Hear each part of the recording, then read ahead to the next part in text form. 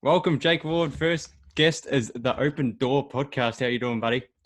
Always good, Jimmy. Always love having a chat and a catch up with you. Shame we Good. can't do it in person. Yeah, sorry about these weird times. How you doing through everything? Oh, mate, we are doing absolutely fantastic. I think my wife and I are probably the only two people that are enjoying it. We love spending time at home. Perfect. We're both at home. Yeah, both still have our jobs and things like that. Yeah. She hasn't kicked me out of the house yet, so always good on my end. Always a positive. Perfect. So thank you for coming on. And mental health obviously is the base of the podcast and something you're pretty strong on. Oh, mate, I think what you're doing is fantastic. Always happy to be a guest, and especially for what you're doing. I think you can really change some lives. I really think you can influence some people here, Jimmy. Yeah. We need a lot more people like yourself, putting yourself out there and wanting to help. So, mate, when the call came through, I couldn't get on quick enough. Help you out. So I'm wishing nothing but the best, and I just know it's gonna be a ripper. You've got to do great things with this, mate. Thank you, mate. Appreciating the very kind words and something I'm pretty passionate about, and having you on it as a guest hopefully shows that, talking to a mate about something pretty serious can be done, and it obviously helps. And they always say save the best till last, but I've gone bang straight out of the bat and got you on first. Always the way to go. Buttering up the guests. I love it. No harshness to the future guest, but it's pretty tough for me. So we'll start from the start, and you've talked about your upbringing and how that was tough, but you use that more in a positive way. And first with youth and the people that got expelled from school, can you tell us more about that? Yeah, so I think I started about 25. Mm-hmm. I think I was about 25. I can't remember how old I was, but I originally spent some time in the disability field, looking after people with intellectual disability, and then wanted to move more into youth. I thought I could have some influence in the youth, and I was able to work for a great program called Ozchild, and I would be teaching expelled programs. We teach a VCAL program. For those that don't know, it's more of a hands-on academic, and you learn more life skills, work-related skills, as well as your English and maths base. And it's for people that just can't, because it's not for everyone. School's not for everyone. Yeah. Oh, of course not. So I was very lucky enough to do that for a good 5 or 6 years, and absolutely loved it. Perfect. And as we said, you went through a bit, and obviously you can use that two ways. It can either go a bit downhill, but you've taken it on as a way to teach people, and obviously used it in a lighter way. And you went around to schools previously, I believe, and did some motivational speaking. Yeah, it's just that was a lot of fun. I remember that was starting roughly the same time I was teaching. Yep. The expelled high school kids, because I was like, oh, what can I do? And I started looking up some motivational videos. And I was like, man, I can do this. Yeah. I can absolutely do this. So I started using my students as a platform, as a bit of a training ground, here and there. And yeah. Obviously when you play football, you try and throw some things out there. Everyone knows. Oh, we've heard some crackers, played mate. some footy with me. Knows that I bang on a bit. But yeah, got to go to teenage expos. Got to go pretty much around Victoria. Went to Queensland a couple of times, which was great just for the weekend. And to be able to, just speak in front of, whether it be year 7 or 8s or the VCE students, and stand there and just share some stories when it comes to mental health and things like that. Everyone has their highs and lows, and my highs have been amazing, and the lows, for some people, including myself, it was right to the edge. Yeah. And just being able to share those experiences in a positive way throughout the crowds of schools. And 10 years later, it's been about 10 years, 10 years, because I don't do as many gigs now.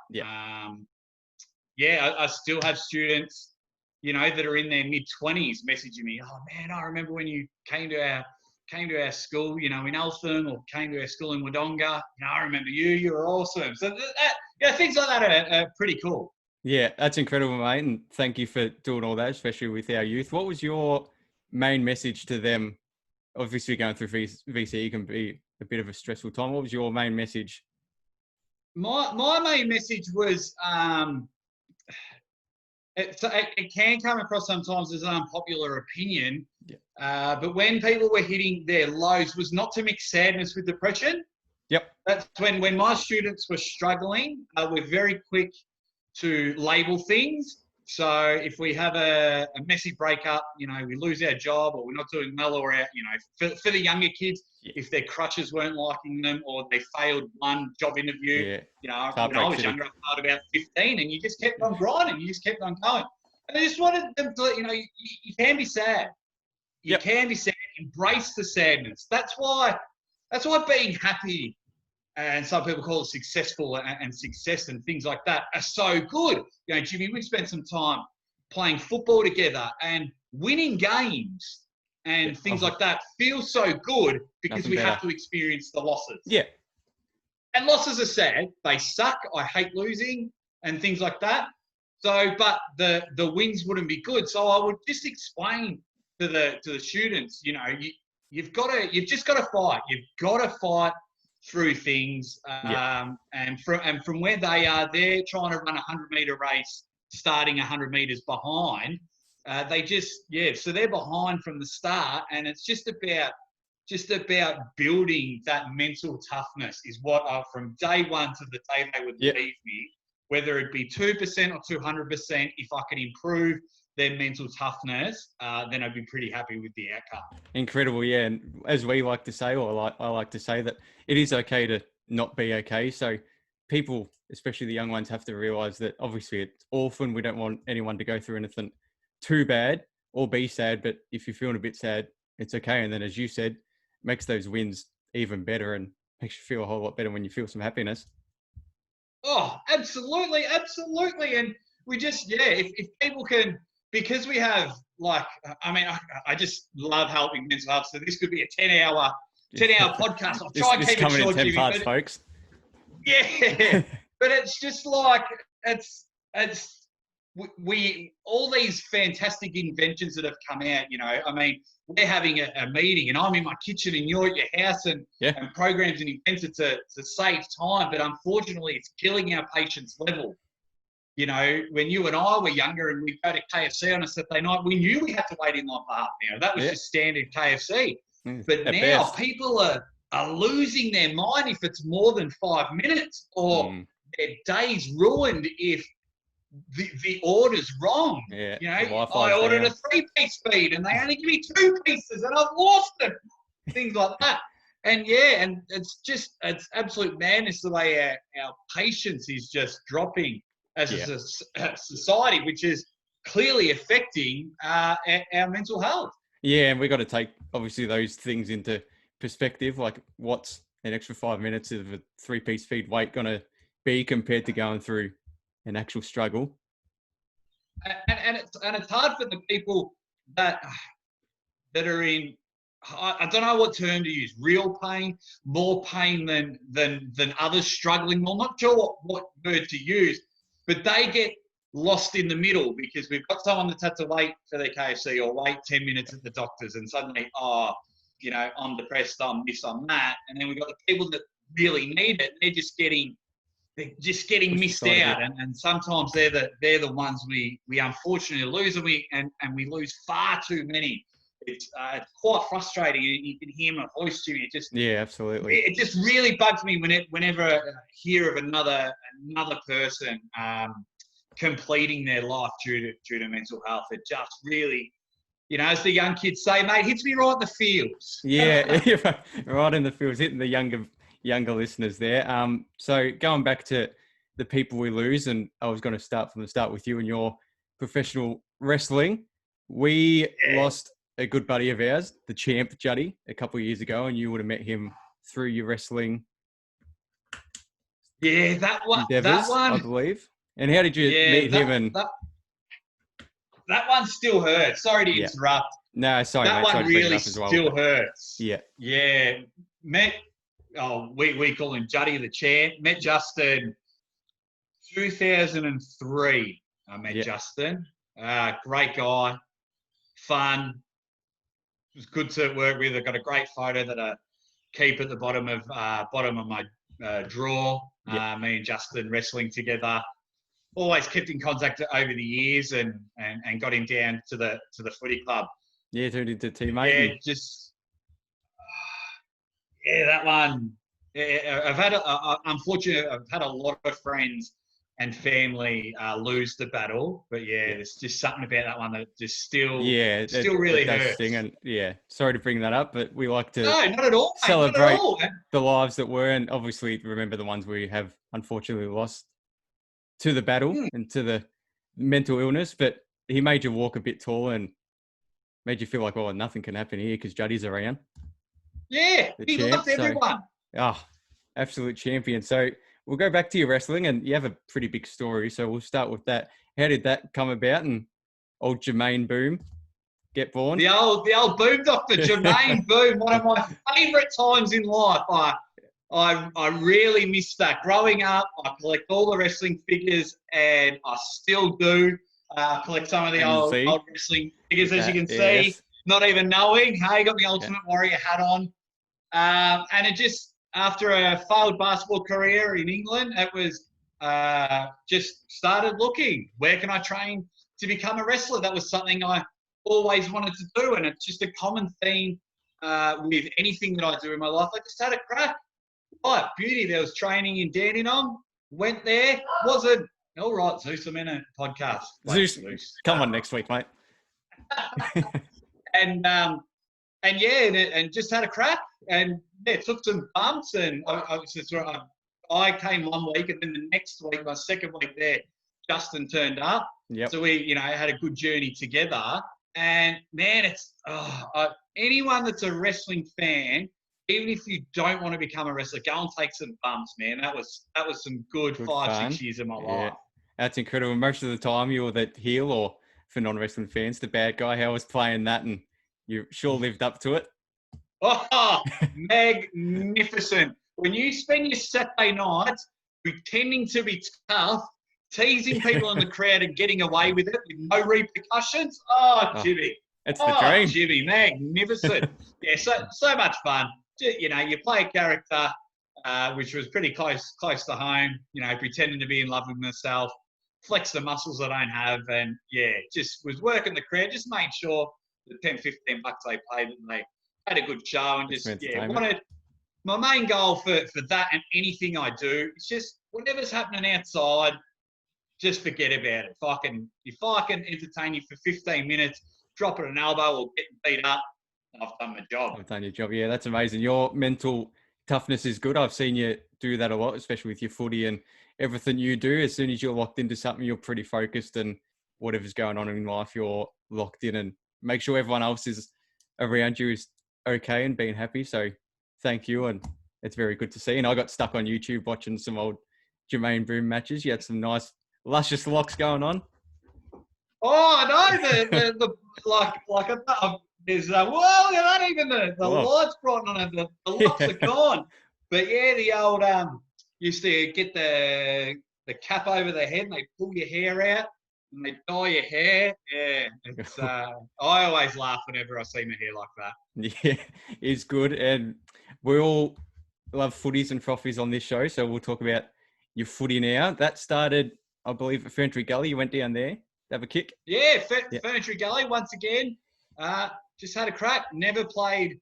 I think I played like 6 games of under-9s footy, and I was a basketballer growing up.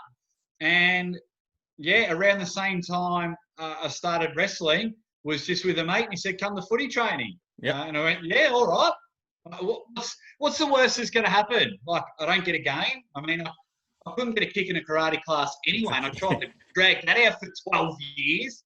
Turned up, and if anything, it made me drop 10 kilos at the time. So losing weight, it was one thing that was really helping with the struggle I was at. And during the Ferntree Gully time was the 3-4 years there was a huge time where the mental health dropped, but I was losing weight, so that always helped me out down there at the gully. And ended up meeting one of my brothers there, Gassy, Dawe amazing. Gaspiro, Good through man, Gassy. through. I know he's a big fan of the No, show. he's listening. G'day, Gassy. Met him at Furniture Gully, and we've been. He probably won't admit it, but we've been best buds ever since. And you said you were going through a bit in that time, and how big are footy clubs and being around that many blokes for your mental health, and how good is that?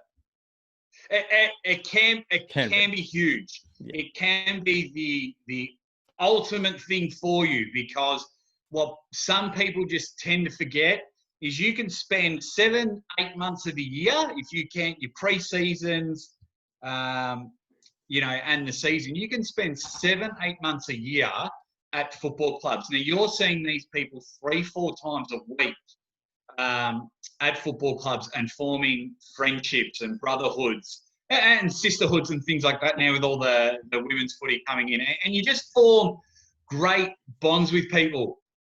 And so for hours a week, you can just forget. Or if you bond with someone, you can just be a soundboard. Hey, man, just what are you doing? I'm having a rough night. Can I just come over and watch the footy? They can be some of the best things ever, whether it's to improve your fitness, just having a beer with the lads, just forgetting about what's going on.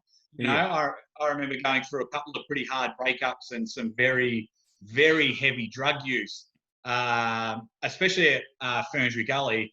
And I was able to just go 2 hours on a Saturday, have a drink with the boys while the seniors played afterwards. And for 4 hours, I forgot about everything. Yeah. And they can be some of the, not just footy clubs, any clubs in general, but some of the best things ever. Yeah, it is amazing. And especially if you are going through a bit, and I went through a bit when I was playing at Dandy and coaching at Lyndhurst, that you tell one person that I'm struggling a bit here, and the next thing you know, you got 40 blokes around you and supporting you. So that feeling is incredible to feel. So from there, Furniture Gully, you went across to Dandenong. Dandenong. Yeah, sunny Dandenong. Nah, that was great. Look, we were a rubbish club, and we were a rubbish team. We worked really hard to try and improve it, and things didn't happen. But once again, met some amazing people. You come in and out. We're chatting to people, but I formed some friendships, and one friendship I did form that didn't stop. I met Jimmy Dawe. That was one of the main highlights. Yeah, Gassy and I went to Dandenong. Had some great times there. Cannot fault it at all. I think I played 100 games.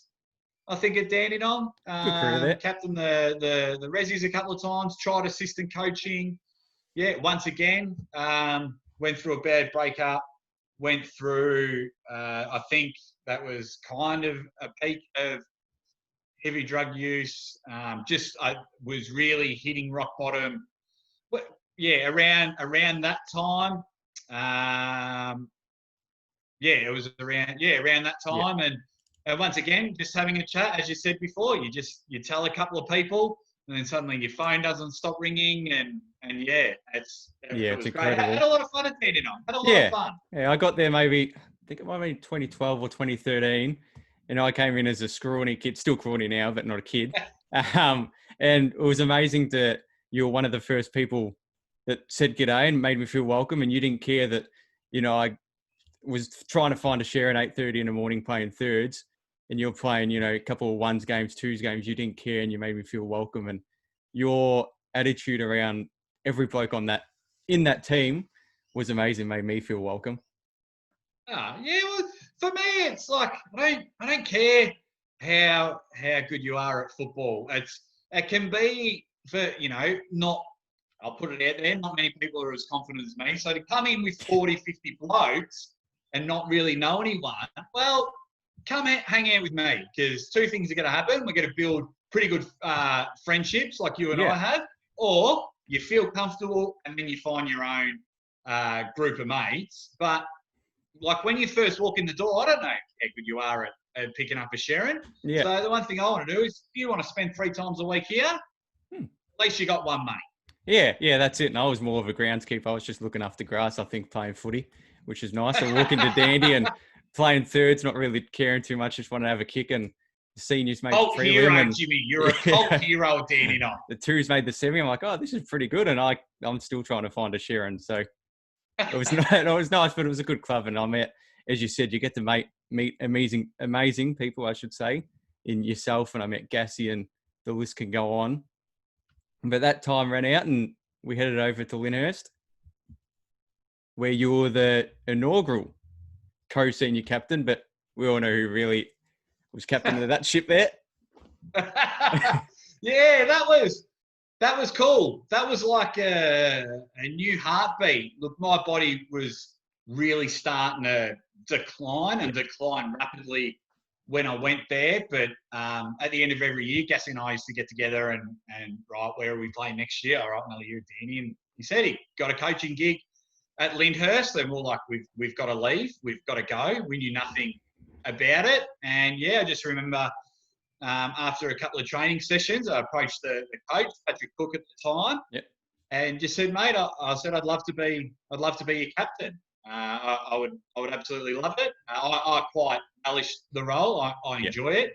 I lead by example, not in the power play footy, because I think senior footy had passed me, and I think the only downfall about that year was it was really bad, because what I'm not sure if many people knew is I was a bit more heavier than what I like to be, but I couldn't lose the weight because I needed that weight for the run that was happening at the end of the first year of footy.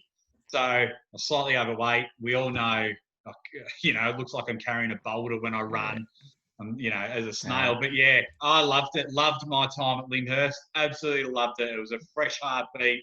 The guys down there are fantastic. Yeah. How did it go from, obviously the last year at Dandy was a bit of a struggle, and there was mainly older blokes, to go to Lyndhurst, and you're the oldest bloke, or one of the oldest blokes, and the average age is about 19. How incredible was that? Yeah, great. It was my goal going to Lyndhurst was to just ensure that they were on the right track. When I left, I didn't expect to play any finals, and I was lucky enough to play 1 year of finals with the club, even though we went out in straight sets. But my goal was just to ensure the culture of the club. That was my goal. The culture of the club was in a good stead, whether it be making sure the wives and girlfriends were involved, or like all those people to volunteer, made sure that they felt appreciated, whether I'd buy them a chocolate bar or a beer or things like that. That first year at the club cost me a fortune. And I paid, what people don't know is I paid 3 or 4 people's fees that year. Every week I bought 3 players, different players at the time, dinners. And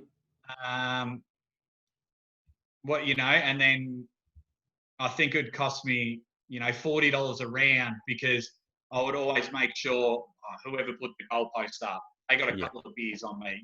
The trainers, they got chocolate bars or a water or something, because they obviously couldn't have a drink. But yeah, woo! Great football club. Football club. It hit the and then on the back of Jake Watt's wallet.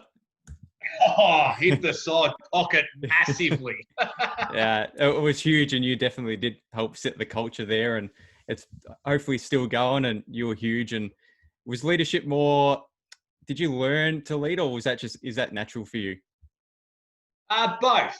I growing up, didn't mind being the old center of attention and things like that, but just knew I had some knack for it. I knew I was able to. So when I had different football coaches along the way, I did pick up different bits and pieces there. And because I've got no problem asking questions. I don't ever think I'm the best at anything, so I'm always wanting to learn.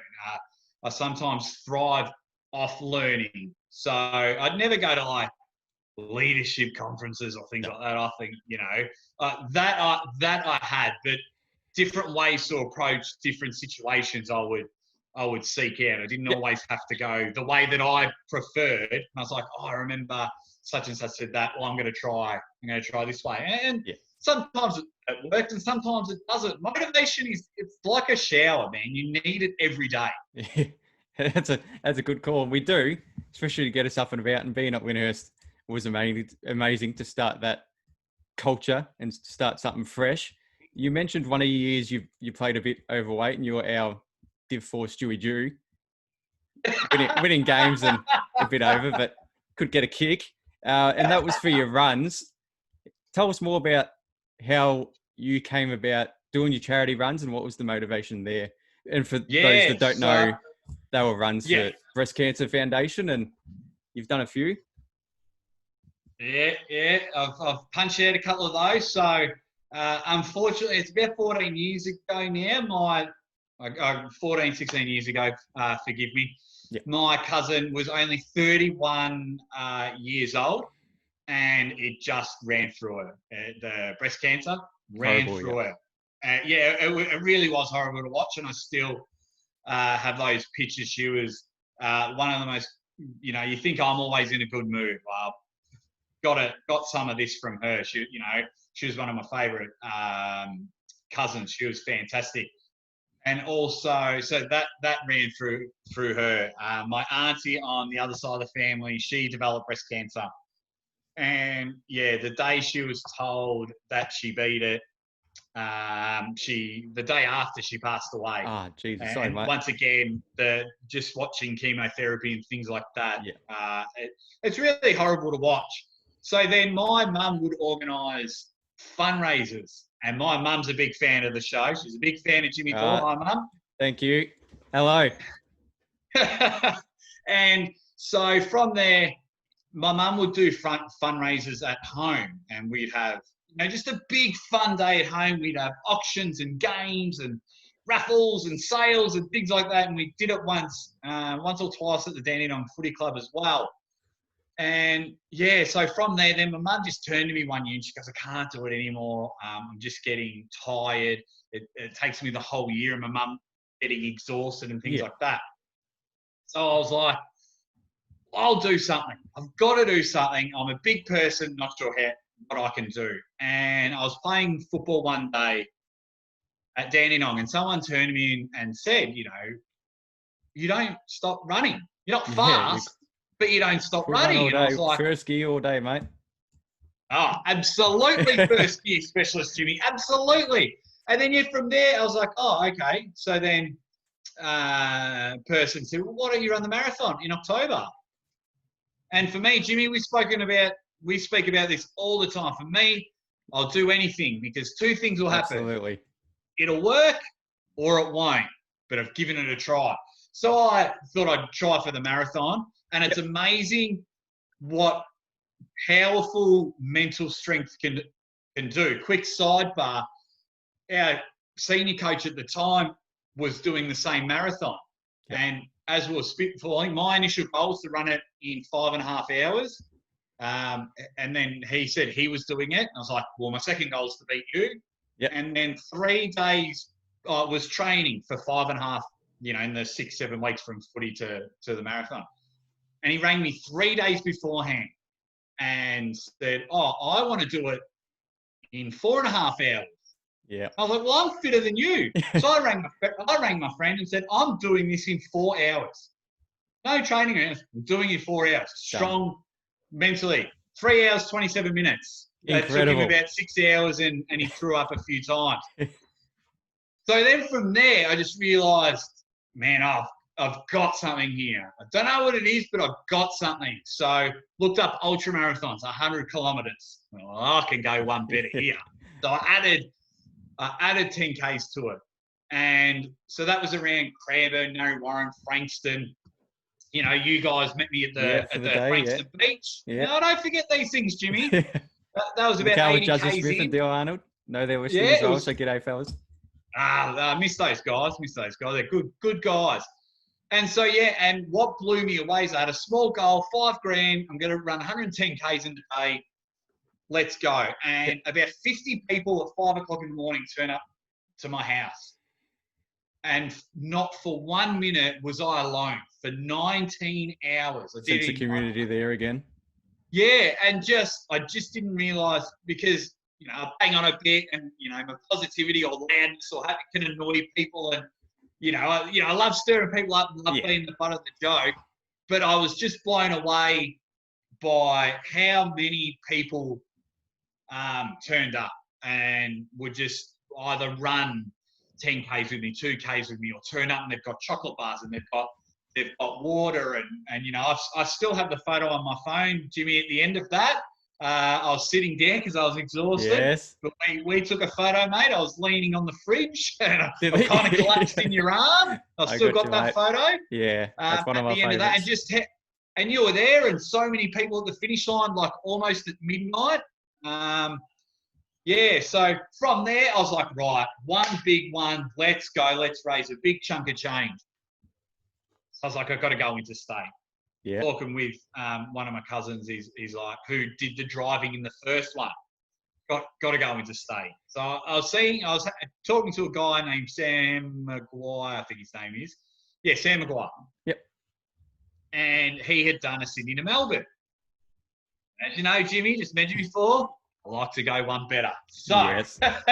Oh, you've done that? Okay, I'll just go a little bit better here. Yeah.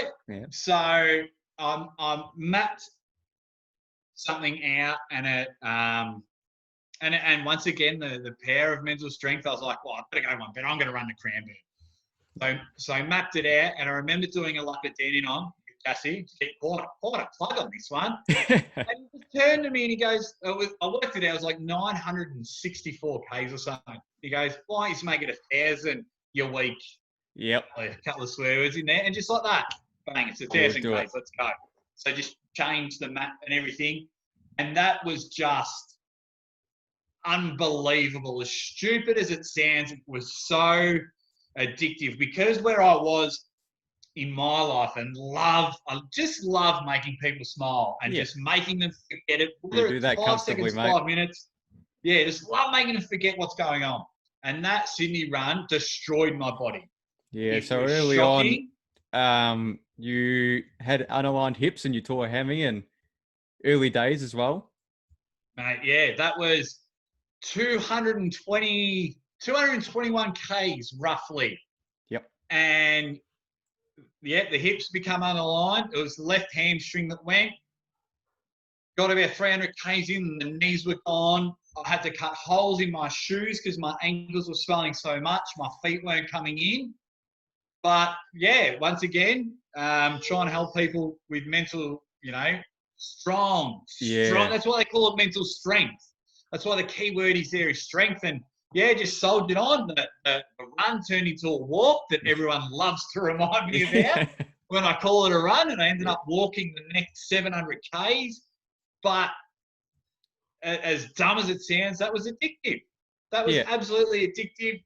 Raised just over 40 grand. I think there was 150 people at the finish line. My phone just wouldn't stop. I'd wake up, 45 messages. People amazing. The support never heard of. We could see from even down here was amazing, and that would have helped you, because obviously your body was shot pretty early. Were those messages from people you knew and people you didn't know huge in helping you get, the rest of the way?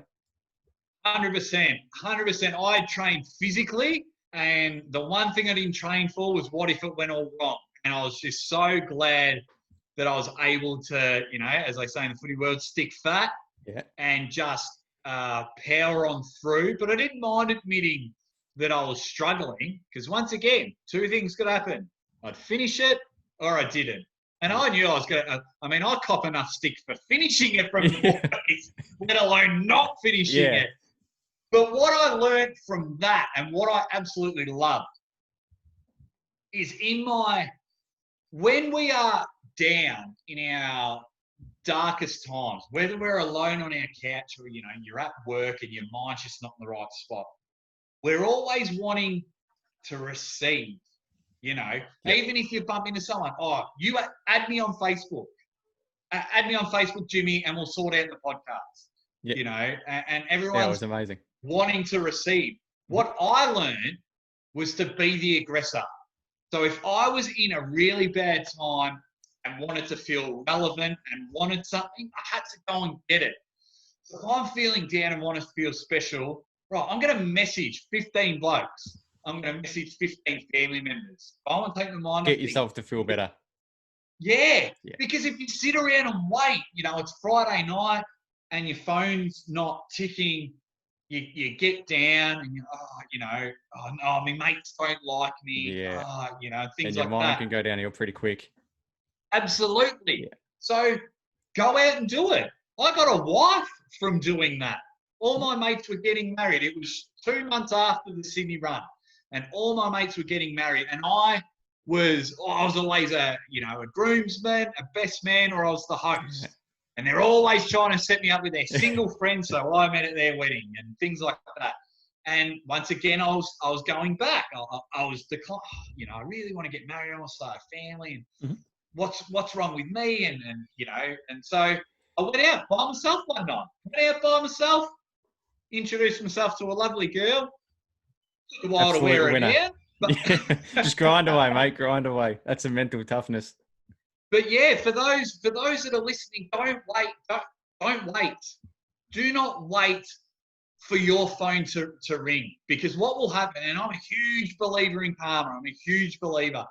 And if you sit there and start putting out the messages or the calls, it will come back when you really need it. When you absolutely in dire straits, it'll happen. It'll absolutely happen. But you can't expect it every day. You can't expect 30 notifications, 50 text messages, and 10 calls. No. It's like in selling. You go chase your leads. I would message anyone and everyone. And if anyone says, as I've banged on for a bit on the show, Jimmy, I will talk. I will absolutely talk. And I just needed someone to receive. So anyone that's just really struggling at the moment, stop looking at your phone, just ring someone. That is an amazing message, yeah. Thank you for that, Jake. And I hope all the listeners are listening or watching this video really take on board and go, I'm not feeling well, so I might message this person, might give someone a call, especially in the times when we can't. Exactly. Jake Ward, I pulled up his Facebook and he's always around.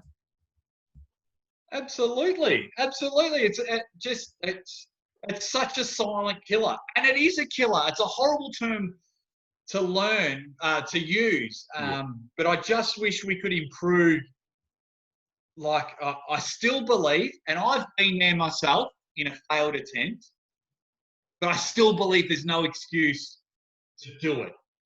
I always believe there's a way to get back on your feet. And I'm so lucky that I did. And from there, it's just been nothing but up. It's been 6-7 years, and I haven't had a bad day in 6-7 years. Perfect. I've had bad moments. Yeah. But I've never had a bad day. And you accept those bad moments, as bad as those are, but they come. But it's very good to hear that you're one of the many that have, not gone through with it, thankfully, and you've come out the other side, and look at you now, you're absolutely flying, and we're very proud to say that and see that. And then, so after your second run, your body's absolutely cooked. You're tired. You've raised, probably by this stage, about 50 grand. What made you go, it would be a good idea? 1,500 kilometers. Because I'm an idiot, Jimmy Dawe. I'm an idiot. No, so what happened? Once again, bit of a, I call it a slump. Just wasn't in the right headspace. So I just decided I'm moving to Canada. And so I went, and when I got to Canada, something didn't feel right. Mm-hmm. I was like, I wasn't supposed to do this. And I was in Toronto, and I ran out of money. The government did a number on me and still didn't give me my working visa, even though I had a job and everything lined up. Yeah. Admitted defeat and had to work out how to get back home. And I was literally sleeping in a park, and that's where I went, I need to do another run. Yeah. Needed to do another run and couldn't. It was a in some eyes a failed attempt to go to Canada, but I went. You gave it a crack, as you've said on this podcast. You just what's the worst that can happen? And you went. Lost a few dollars, but I can make that back working. But yeah, came back and right, I've got to go one more. And love Queensland. I love the Gold Coast. And unfortunately, we're a society that always want more. You know what I mean? If we see a bloke get 30 touches in a game, we're like, fans, now someone got 35, and now they're getting 50, 55 touches. And it's the same. I ran 1,000 Ks. Now, if I turned to everyone and said, "Oh, hey guys, I'm going on a 400K run," no, I wouldn't I would have got support, but not as much. So then, so I was like, "What's the Gold Coast home?" And mapped it out, and it worked out to be like 1650 or something. But there was parts where I literally couldn't run through. So so we mapped out 1,500 kilometers. And and we just went from there. How was your body there? And was that a lot more mental strength needed, especially having to do it for longer? And you like to do it in the hot heat as well, which is I prefer the heat. The heat. Hate running in the rain. It's so much easier to run in the heat. But if you watch, I got great support. I didn't realize how many friends I was going to lose because of this run. But it was funny how many, and it even happened in your comments. So for those that were reading Jimmy's comments when he announced the guest, and it said, "Oh, what about this Jake Ryan fella?" Jake Ryan, yes. The amount of crap, and I still get it now, which I love. But sometimes when you're trying to run home from Queensland, it's the last thing you need. But Channel 7 did an interview on me, and I got my name wrong on the first day. But speaking of the body, if you watch that interview, you can see I'm wearing knee braces. Yeah. As we were mentioning about the first year of Lyndhurst, you can see I'm 10 kilos heavier than what I need to be because I ended up dropping 12 for the run. The body was gone, man, and I didn't even train the body. I just trained mentally. That's all. I go out on runs and try and stay relatively fit. Yeah. But it was just, you got to spend a month. You're a month gone. Yeah. Well, if you actually Google Jake Ryan, he was a red-headed linebacker for the Green Bay Packers. So I don't think he's ever had so much Google searches since the Channel 7 interview. He's probably got a lot more Twitter followers now since you got his name out there. Well, he's probably signed a new free agency deal because of his Google views. I wouldn't mind some of his money. Well, you ran 1,500 kilometers. That's so cool. And but you had one big motivation to get to the finish line, and that was proposing to your amazing now wife, Jess. 100%. You had so many motivations. Of course, yeah. Along the way, but that was just the icing on the cake. Jess and I had only been together for a year. I knew, I'd like to say I knew I was always going to marry her. I couldn't guarantee she was always going to say yes. So I knew I was going to propose. And so always was going to have to get to the finish line because I would have hated to, finish on the border of New South Wales or something and then, I'll take her on a cruise ship or something, propose something stock standard. I like to be an individual. I like to do things different. So, got all the way home with a smelly, multicoloured beard and some long hair. Yeah, somehow dropped on one knee and, very, very lucky she said yes. Amazing. Well done, mate. So after all that, how was your final tally in all that you've raised for the National Cancer Foundation, I should say? Yeah, it was unbelievable. Just under $104,000. Yeah, it was $103,000 and some change. It was just unbelievable, man. Like, it's hard, it was a hard run. It was a hard run. But what I encourage people to do is just look where your mindset is. It was a hard run, but people battling cancer didn't get to stop. So when I was tired, I stopped. when I was thirsty or hungry, I'd have a break.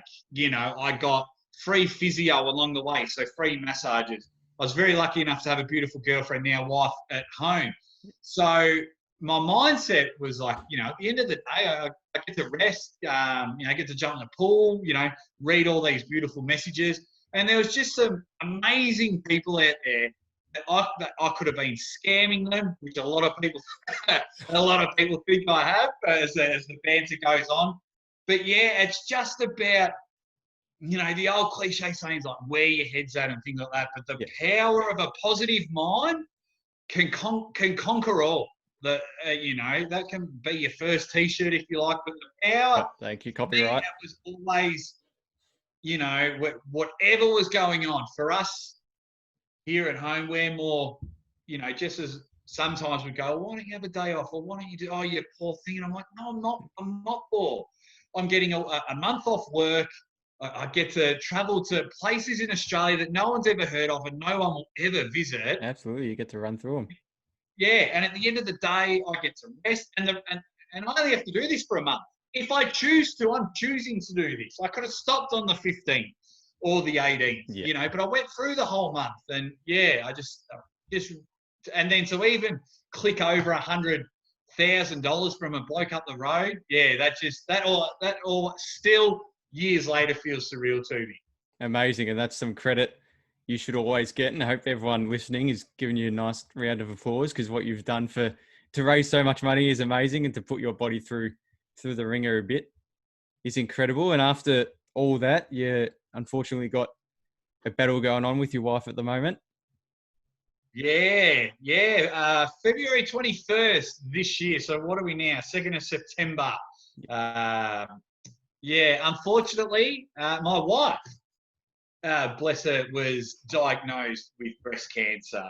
And once again, Jimmy, I've got to tell you, a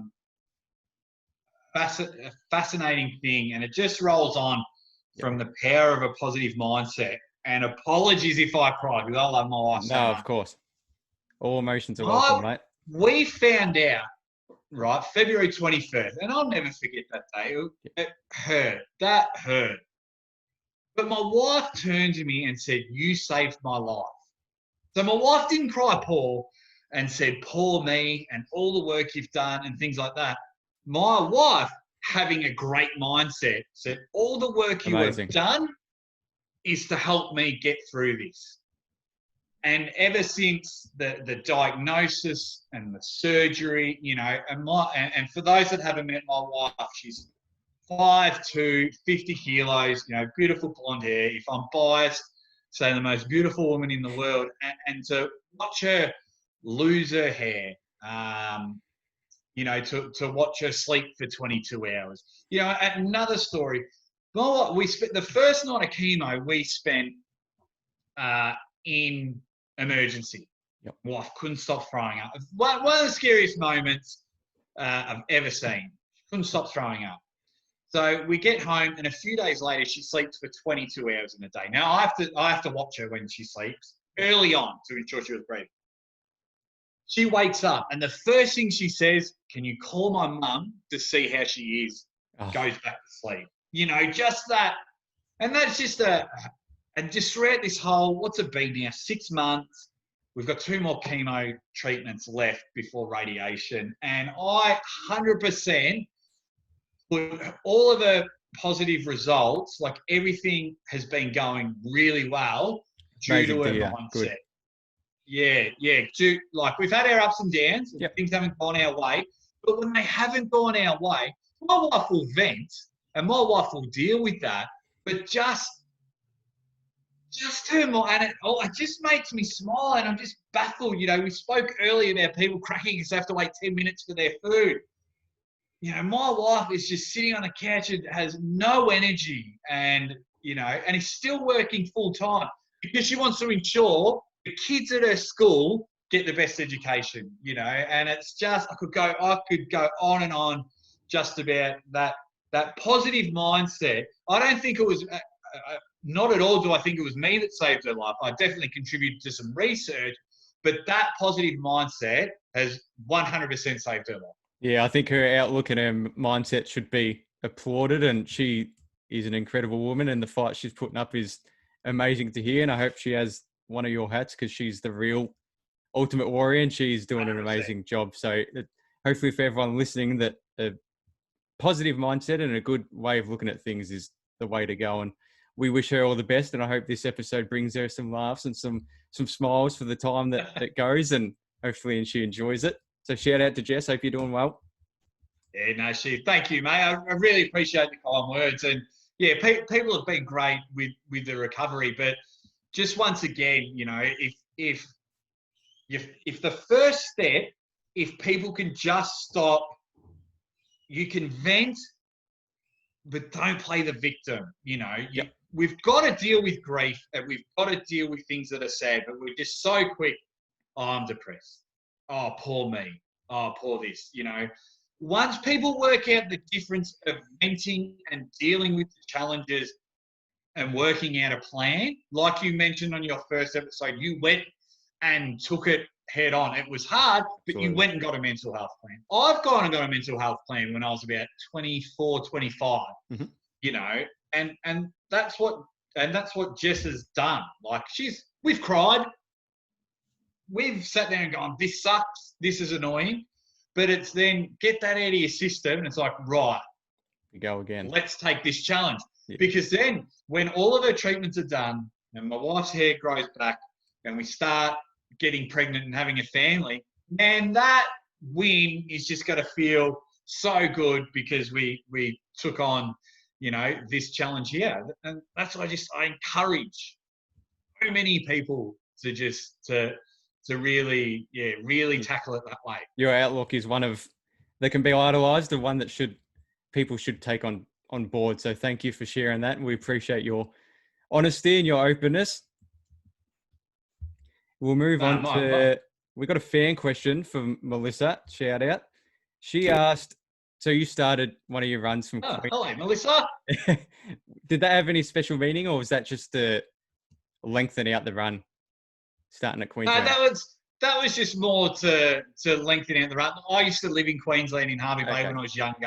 I got a soft spot for Queensland, but yeah, there was no sentimental thing. It was like, I've got to extend it. Which way am I going to go? Am I going to go to Adelaide? Or am I going to go Gold Coast, Service Paradise? So start off sunny. Yeah, so I was just, better to go that way. And if you look at a map, it's downhill. So it makes sense. Yeah, all downhill. Perfect. You're a smart man. Not all looks, Jake Ward. We'll move on to some fun before we wrap it up. So I'm going to do a top 5 list of things with my guests coming up. And in the theme of the NBA playoffs, which my Celtics are going pretty good at the moment, shout out to them. Know they're listening as well. Your top 5 all-time NBA favorites players. Whoa! If you can ring that on the top of your head. Wow. I don't know in what order, but growing up, it was Tim Hardaway, killer crossover, Golden State Warriors. So I got a soft spot for the Golden State Warriors. Used to love wearing number 10 while playing. Loved it. Then Shaq came along. Ooh, bang! Shaq Diesel. I was everything Shaq. Figures and the singlet and the books. I was hyped up. I'd try and convince myself Shaq Fu's still a good Super Nintendo game, but I was all about Shaq. He's another one of my favorites.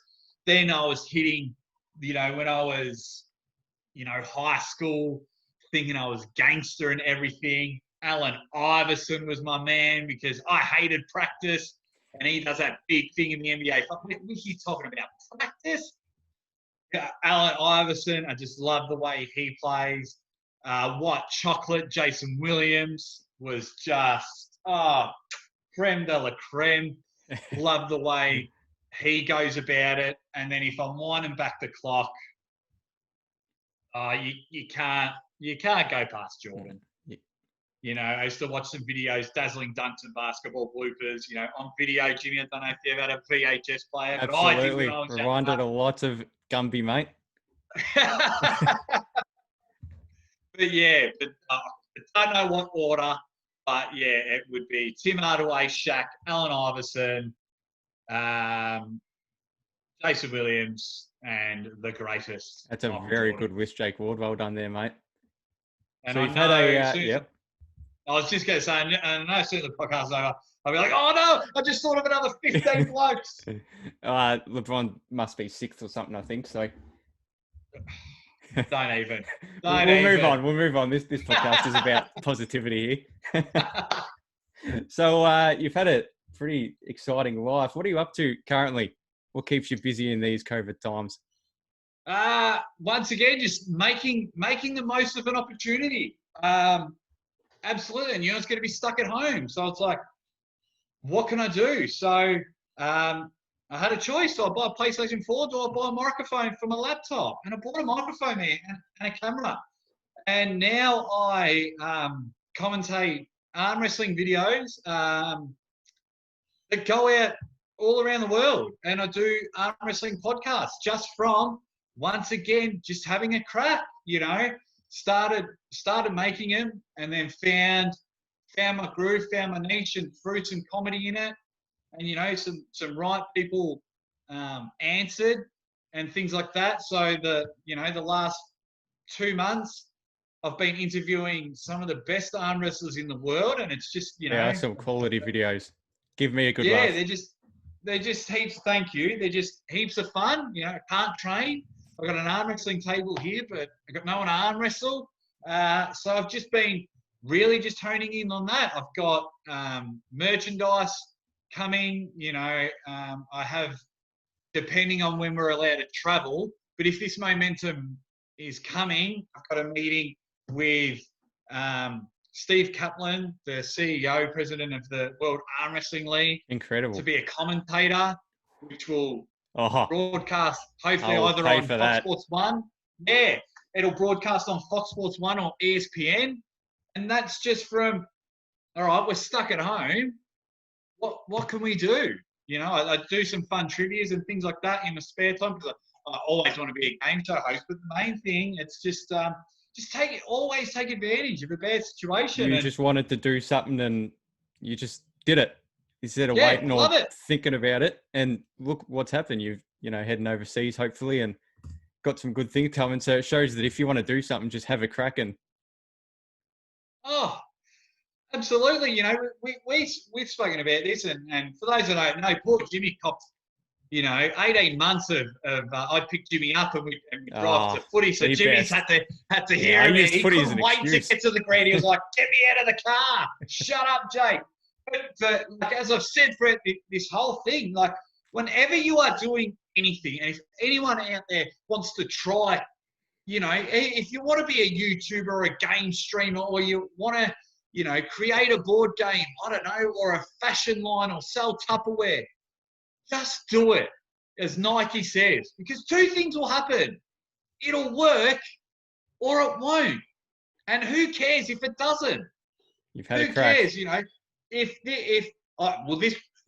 this podcast will, I honestly think you've hit the nail on the head, Jimmy. And I think this podcast, with your consistency, mate, I think it's going to really explode. You, mate. Thank you. But the worst outcome could be you just spoke to 10, 15 people that you know and shared mental health tips. That's the worst thing. We're so quick to worry about failing and, or not succeeding and things like that. Like, it could happen. I made my first video I made got like 4 likes. 4 people liked them. So I focused on those 4 people. Now, in the thousands. And I'm very lucky enough to have the world's best message me. Can I come on your show? And it took work. All these overnight sensations and things like that isn't just from having the right video. Yeah. It takes work, and that's what people aren't willing to put in. Their too hard basket must be so full. Empty it. Get rid of it. Get rid of that too hard basket, and just have fun while you're doing it. Yeah, that's it. I think, and I've been a victim of it. I think early on when we want to do something, we compare ourselves to the best. We want to be the Michael Jordan of something, and if it doesn't work straight away, we go, oh, I'm no good at that, where you have to do something you want to do and have fun, but it takes time, and Rome wasn't built in a day. So Absolutely, absolutely, and that's the thing. If you started comparing your podcast to Joe Rogan, well, you never would have got it started. no, Millions and millions of people, but you've gone right. I'm putting it on. Whoever listens, listens, and I honestly believe you change the lives of a lot of people, which I think is fantastic, and I'll be tuning in every show. But yeah, I just right. get that Aussie, that Australian in you, and have a crack. Yes. Have an absolute crack, and if it fails or it doesn't work, who cares? Try something else. Incredible. Right, That's it. it's just I cannot. I get a bit too passionate about that because people just don't. They're a bunch of gun. I'm gonna do this and I'm gonna do that, and it just doesn't work. So Yeah. then when you were saying thinking of doing a podcast, yes, Jimmy, and then suddenly I look on my Facebook and Open Doors podcast is rocking and rolling and raring to go, and I was like, beautiful. Yes, These are the people I want to be around. amazing, Wardy, and I appreciate the words and your help getting Open Door podcast up and running. So thank you for the last advice and that amazing advice to leave on. We appreciate your honesty and your what's the key word? Motivation there and positivity. We thank you, and you'll forever be a guest and a friend of the show here. So thank you very much. No, thank you, mate. Whenever you need a gap filler or someone's pulled out, we can have Wardy part 2, part 3. Yes, there's plenty to come. Always jump on. I'll always jump on, and yeah, I don't know what it means to you, Jimmy, but it means a hell of a lot to me. That one, you wanted me on the show. 2, that I was the first guest on the show, and 3, you have the confidence in me to be able to have an episode. So it really does mean a lot to me, Jimmy, and I really do appreciate it. And I appreciate what you're doing to help people out there. Thank you. Yeah, that's the key. The key here, I don't like if this takes off, good on it, but the main thing is to look after everyone and make sure everyone's doing okay. So hopefully this episode, which I'm sure will bring some laughter and some happiness to some laughs and make them go, I want to do this. I might give it a crack. Or, oh, if I put my mind to something and be a bit positive, I can do it. So thank you very much. The door is always open for you, my friend Wardy, and you take care of yourself. And when everything opens up, the Denzel Frothingtons are on me, buddy. Yes! Cannot wait, Jimmy. Thanks heaps, mate. Perfect. Thank you, brother. You take care. See you, mate. See you, mate.